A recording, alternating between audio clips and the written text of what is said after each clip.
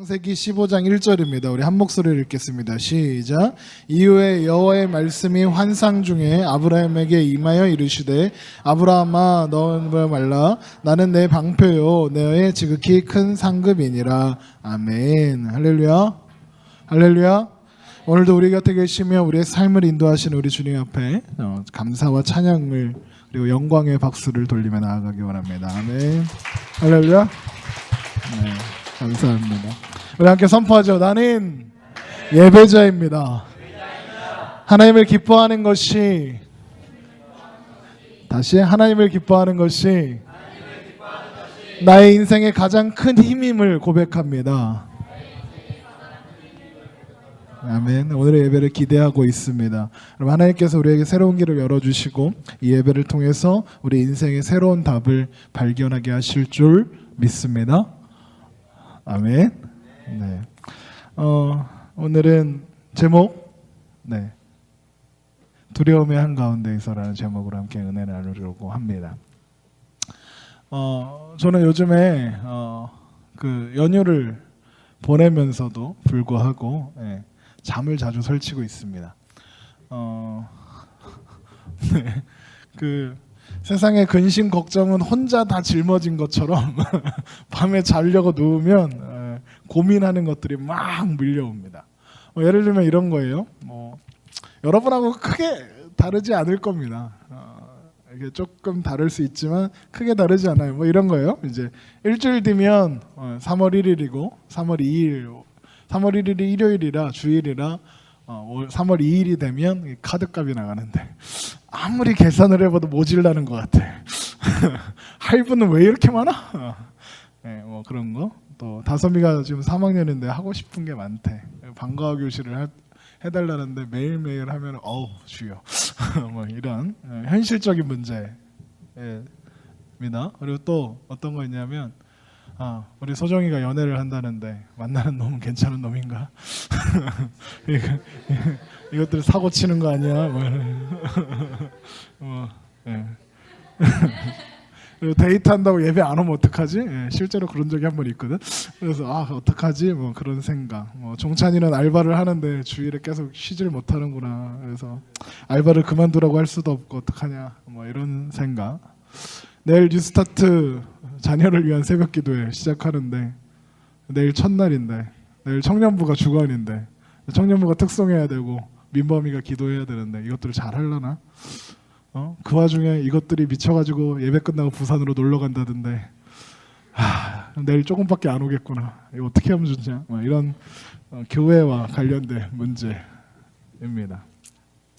또 이건 좀 더 어떻게 보면 짧기도 하고 멀기도 한 이야기. 내 인생에 대한 고민들.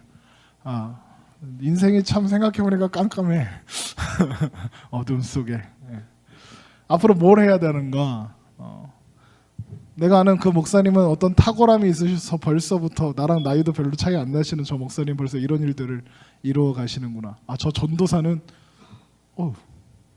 나는 왜 전도사 때 저런 걸 못했지? 이런 생각들.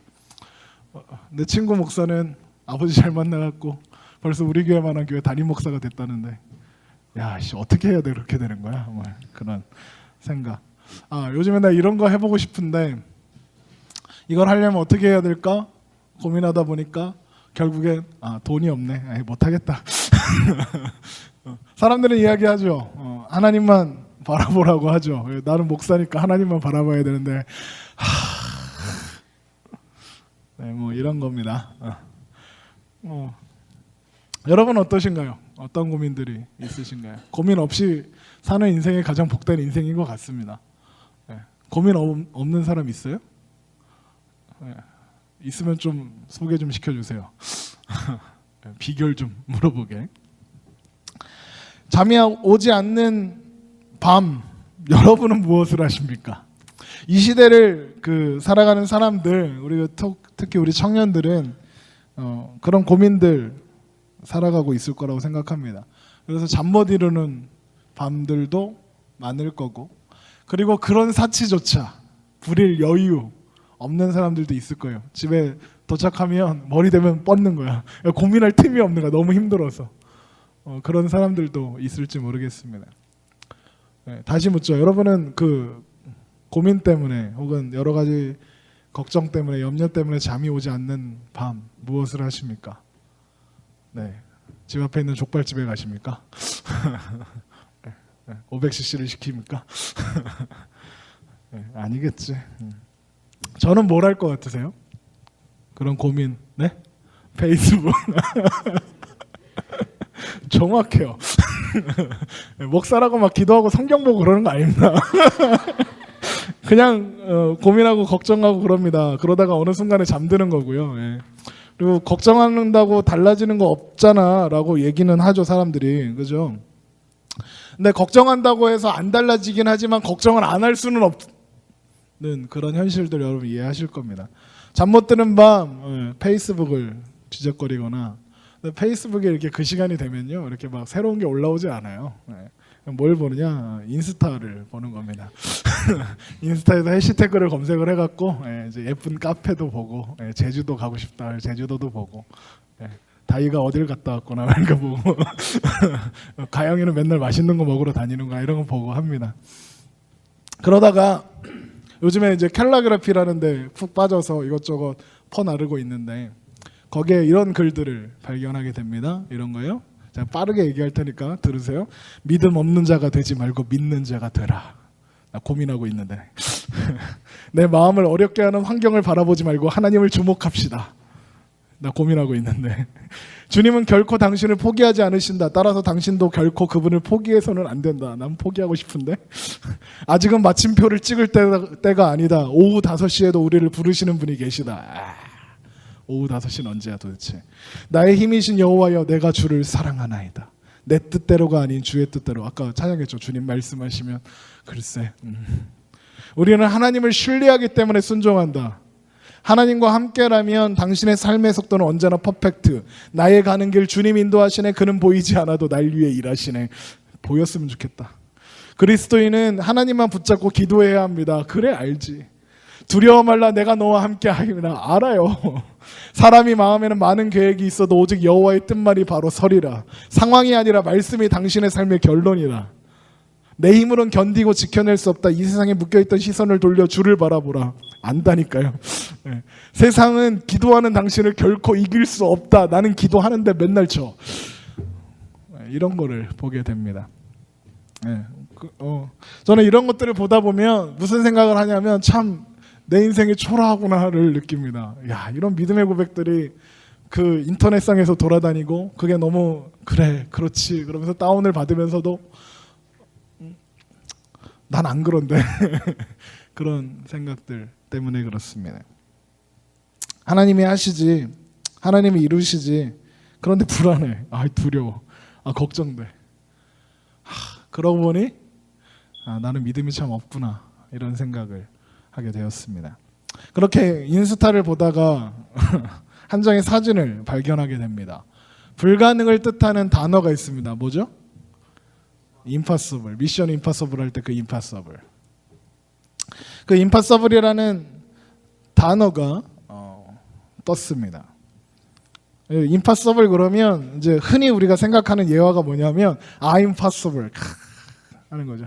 그거 아니야. 나는 내 인생의 가능성 그거 아니고요. 제가 본 건 뭐였냐면 임파서블에서 I am을 지워놓은 거였어요. I am을 X자를 이렇게 지워놓은 사진이었습니다. 그때 무슨 생각이 들었냐면 불가능해서 I am 나를 빼면 되는구나. 그러니까 나만 없으면 가능해지는 거야. 그런 생각이 드는 겁니다. 그러니까 문제는 난 거예요. 모든 상황에서 나를 빼놓고 보면 문제가 되지 않는 겁니다. 그러면서 떠오르는 사람이 하나 있었어요. 오늘 말씀의 주인공인 아브라함입니다. 아브라함은 우리가 아는 그 아브라함의 수식어가 있죠. 뭐죠? 믿음의 조상. 믿음의 조상. 아브라함이에요. 그 믿음의 조상 아브라함은 참 대단한 사람입니다. 히브리서 11장은 이렇게 말하고 있어요. 믿음으로 아브라함은 부르심을 받았을 때에 순종하여 장래의 유업으로 받을 땅에 나아갈새 갈 바를 알지 못하고 나아갔으며 갈 바를 알지 못하고 믿음으로 그가 이방 땅에 있는 것 같이 약속의 땅에 거류하여 동일한 약속을 유업으로 함께 받은 이삭 및 야곱과 더불어 장막에 거하였으니 이는 그가 하나님의 계획하시고 지으실 터가 있는 성을 바랐음이라. 아브라함은요, 부르심을 받으니까 막 순종했고요, 갈 바를 알지 못하는데, 내 인생 같은 거죠. 깜깜한데 갈 바를 알지 못하는데 아브라함은 그냥 가는 거예요. 하나님 가라 하시니까. 참 대단한 사람입니다. 나랑은 좀 차원이 다른 사람인 것 같아요. 제가 아브라함에 대해서 제대로 알고 있지 않았다면 저는 아브라함 앞에서 좌절하고 말았을 것입니다. 그런데 제가 아는 아브라함은 그렇지 않아요. 오늘 말씀을 보세요. 좀 이상해요.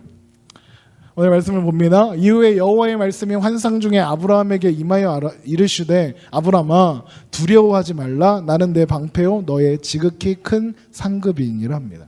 지금 아브라함이 무슨 일을 하고 왔는지 아세요? 14장에 무슨 일이 기록되어 있나요? 소돔과 고모라 왕과 아드마 왕과 스보임 왕과 소알 왕 이렇게 5나라의 연합군이 엘람, 고임, 시날, 엘라살 이렇게 4나라의 연합군과 전쟁을 하는 와중에 소돔이 패했어요. 소돔이 패하니까 소돔에 살던 롯이 포로로 잡혀갑니다. 포로로 잡혀갔고 그 소식을 아브라함이 집에서 듣고는 집에서 기른 318명의 사병을 데리고 그 4나라의 연합군 수천 명 혹은 수만 명을 물리치고 롯을 구해왔어요. 그 과정에서 멜기세덱을 만났고요.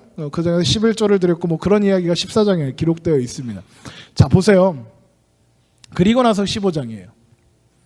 놀라운 승리를 거머쥐고 하나님의 놀라우신 역사를, 이거 안 되는 일이잖아요. 318명하고 1000명만 하고 붙어도 이길까 말까 한 일인데 수천 명 연합군하고 붙어서 이겼다고요. 놀라운 이 일을 본 아브라함에게 하나님 뭐라고 하시느냐면요, 두려워하지 말라 하신다. 두려워하지 말라 했다는 건 무슨 뜻일까요? 아브라함이 지금 두려워하고 있는 거예요. 왜 두려워하고 있을까? 그 다음을 한번 보면 압니다. 2절을 보세요. 아브라함이 이르되 주 여호와여 무엇을 내게 주시려 하나이까? 나는 자식이 없사오니 나의 상속자는 이 다메섹 사람 엘리에셀이니이다. 아브라함이 또 이르되 주께서 내게 씨를 주지 아니하셨으니 내 집에서 갈린 자가 내 상속자가 될 것이니이다 합니다. 아브라함은 지금 금방 믿음의 놀라운 역사를 이루고 나타났지만 그 안에는 여전히 뭐가 있어요?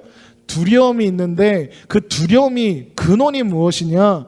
하나님의 약속을 바라고 이제 가나안 땅에 왔다는 그 아브라함에게 두려움이 있는데 그 두려움이 무엇이냐? 나중에 기회가 있을 때 아브라함에 대해서 좀 자세히 살펴볼 계획입니다. 아브라함에 대해서 자세히 살펴보는데 다른 여러 내용들을 보고 그리고 특히 오늘 본문의 내용으로 봐서 아브라함은 히브리서가 말하는 것처럼 그런 놀라운, 처음부터 그렇게 놀라운 믿음의 사람이었는가, 이런 회의가 드는 것도 사실입니다.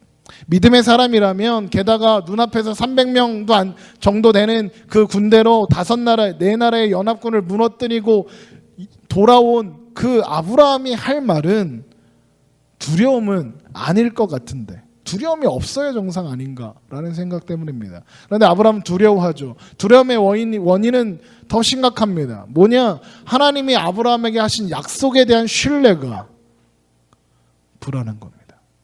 하나님의 약속이 불안한 겁니다. 하나님이 하신 약속을 100% 신뢰하지 못하고 있다는 뜻입니다. 여러분, 아브라함에게 하나님께서 주신 약속이 무엇인데요? 너는 복이 될지라. 생각 안 나? 너는 복이 될지라. 창세기 12장에서 아브라함에게 큰 민족을 이루고 복을 주고 이름이 창대하게 되고 복이 되게 하시겠다 약속하셨습니다. 너를 축복하는 자 내가 축복하겠고 너를 저주하는 자 내가 저주할 것이다 하셨습니다. 아브라함에게 그 자손이 바다의 모래처럼 하늘의 별처럼 많게 하시겠다 약속하셨어요. 그런데 지금 아브라함에게는 자식이 있어요? 없어요? 없어요. 없는 거예요. 하나님의 약속 때문에 아무런 연고도 없는 땅 가나안에 들어왔는데, 들어와서 거기서 힘겹게 살아가고 있는데 약속의 실체가 손에 잡히질 않는 거예요. 약속의 실체가 있는 내 아들이 있어야 하는데 없는 거예요. 눈앞에 보이는 게 아무것도 없는 겁니다. 그런 그에게 하나님 뭐라고 하시느냐? 아브라함아 두려워하지 말라. 나는 내 방패요 너의 지극히 큰 상급이니라 하는 겁니다. 그런데 그리고는 아브라함에게 하나님께서 다시 한번 그 약속을 확인시키십니다. 그리고 한 가지 제안을 하시는데 희생의 제물을 쪼개 놓으라고 하셨습니다. 그리고 아브라함은 그것을 기다리고 그것을 준비해 놓고 기다리고 있었습니다. 재미있는 게요, 하나님께서 나타나셔서 음성을 들려주셨어요. 나한테는 하나님 음성을 잘 안 들려주시는데 아브라함한테 직방으로 나타나서 아브라함아 두려워하지 말라. 나는 너의 큰 상급이라. 너의 방패다. 이렇게 하셨단 말이에요. 그런 약속을 하신 다음에 제물을 준비해놔라 했는데 아브라함은 여전히 두려워해요. 12절 보세요. 12절 해질 때에 아브라함에게 깊은 잠이 임하고 큰 흑암과 뭐가 있어요? 두려움이 그에게 임하였더니. 두려워요. 아브라함의 두려움이 극에 달았을 때 하나님이 나타나십니다. 그리고 한 가지 언약의 의식을 치르게 됩니다. 17절 해가 져서 어두울 때에 연기나는 화로가 보이며 타는 횃불이 쪼갠 고기 사이로 지나더라 하였습니다. 아브라함이 준비해 놓은 제물 위로 연기나는 화로와 같은 횃불이 지나갑니다. 여기서 횃불은 하나님을 상징합니다. 하나님의 임재입니다. 즉 하나님이 쪼개놓은 제물 사이로 지나가신 겁니다. 이 언약의 의식에는 이런 의미가 있습니다. 고대 근동에서 제물을 둘로 갈아놓고 약속을 하는 당사자들이 손을 잡고 그 쪼개놓은 제물 사이로 지나갑니다. 지나가면서 무슨 뜻이냐? 만약에 이 약속을 어기면 이 쪼개져 있는 짐승처럼 되겠습니다라는 뜻입니다. 강력한 약속의 계약의 상징이었던 것입니다. 그러니까 언약을 하는 당사자들이 그 제물 위로 지나가는 것이 맞습니다. 둘이나 셋이 지나가는 게 맞습니다. 그런데 지금 하나님은 아브라함에게 쪼개놓은 제물 위를 지나가라고 하지 않으셨습니다. 대신 누가 지나가십니까? 하나님이 지나가십니다. 하나님 혼자 지나가셨습니다. 이게 무슨 뜻일까요? 왜 하나님은 언약하는 그 언약의 계약의 그 상징 속에서 징표 속에서 왜 언약을 함께하는 아브라함과 그곳을 지나가시는 것이 아니라 하나님 홀로 지나가셨을까요? 이것이 무슨 뜻일까요? 이 약속은 너와는 관계없이 이루어지는 약속이다라는 뜻입니다. 나 여호와 하나님이 이루어 내겠다 하시는 겁니다. 이 일에 너 아브라함아 네가 아무리 노력해도 그 일을 도울 수 있는 것 아니고 그리고 네가 아무리 사고를 친다 해도 이 일이 안 이루어질 수 있는 일이 아니라는 뜻입니다. 실제로 이 일 뒤에 아브라함이 무슨 짓을 하는지 아세요? 하갈하고 동침하여 이스마엘을 낳습니다. 이건 사고입니다. 큰 사고. 하나님의 방법이 아닌 자신의 방법으로 이스마엘을 낳았습니다. 그래서 지금까지 이삭의 후손들과 이스마엘의 후손들은 싸우고 있어요. 그렇잖아요. 그러나 그럼에도 불구하고 아브라함을 향한 하나님의 약속은 유효했습니다. 그리고 그대로 성취되었고 그 일은 이제 예수 그리스도로 말미암아 완성되어 우리 가운데 이루어지게 된 것입니다. 여러분 그렇다면 아브라함 대신 여러분을 대입해 보시기 바랍니다. 내가 노력한다고 해서 하나님께서 내 인생에 약속하신 일들이 더 빨라지거나 더 잘 이루어지는 것 아니라는 것입니다. 내가 바람에 흔들리는 갈대처럼 되어서 믿음과 의심의 경계선을 드러내고 있을지라도 하나님은 그 일을 반드시 이루어내시고야 만다는 겁니다. 물론 믿음으로 사는 것 아무것도 하지 않고 명안히 하나님 어떻게 하시나 이루어 가시나 이렇게 지켜만 보고 있는 그런 것을 의미하지는 않을 것입니다. 우리가 삶의 자리에서 충성하며 살아야 합니다. 그럼에도 불구하고 우리는 이 세상에서 너무 많은 힘을 쓰고 있다는 겁니다.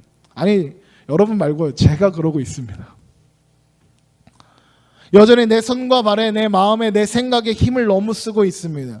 이 일을 선포하는 이 시점에도요. 저는 아마도 제 손과 발에 들어갈 힘을 충분히 빼지 못하고 있을지도 모르겠습니다. 아마 저는 이 예배가 끝나고 나서 또 동일한 고민들을 할지도 모르겠습니다. 그럼에도 불구하고 니도 못하면서 그 일을 여러분에게 나누고 있는 이유는 여러분의 불가능이 하나님의 불가능은 아님을 아시라는 겁니다. 그리고 그 사실을 믿어야 한다는 겁니다. 결국엔 믿음밖에는 없다는 겁니다. 여전히 내 상황과 내 모습은 동일해요. 어제와 다르지 않는 삶 내가 지금 살고 있지만, 그래서 두렵고 무섭지만, 그래서 한 걸음 한 걸음 떼고 가는 겁니다. 목사님, 그럼 목사님은 믿으시나요? 라고 물으신다면 네, 믿습니다 라고 대답하겠습니다. 저는 그것을 믿습니다. 그러면 거짓말이잖아요. 그런데 왜 믿는데 왜 불안하고 두려우세요? 할지도 모르겠네요. 그렇게 물으면 할 말 없을 것 같지만 할 말이 있습니다. 여러분, 용기는 두려움이 없는 게 아니라 두려우면서도 도전하는 것이다 라는 말을 들어보셨습니까? 여러분, 믿음 또한 마찬가지입니다. 믿음은요, 불안하지 않고 두렵지 않은 게 아니라 불안하고 두려운데도 걸음을 옮겨 나아가는 게 믿음입니다. 저는 믿습니다. 그리고 가만히 있는 게 믿음 아니라는 겁니다. 이런 말이 있습니다. 역시 동일하게 인스타에서 발견한 글입니다. 인스타는 참 좋은 세상인 것 같습니다. 지금 아무것도 보이지 않고 헤매는 길조차 그 길이다. 이런 말을 어떻게 생각해내는 거야? 내가 이런 말을 먼저 해야 되는데. 여러분, 지금 아무것도 보이지 않고 그래서 헤매고 있는 것 같지만 그 길조차 길이라는 것, 이것이 어쩌면 우리가 가는 길일지도 모르겠습니다. 어쩌면 제가 서 있는 길일지도 모르겠습니다.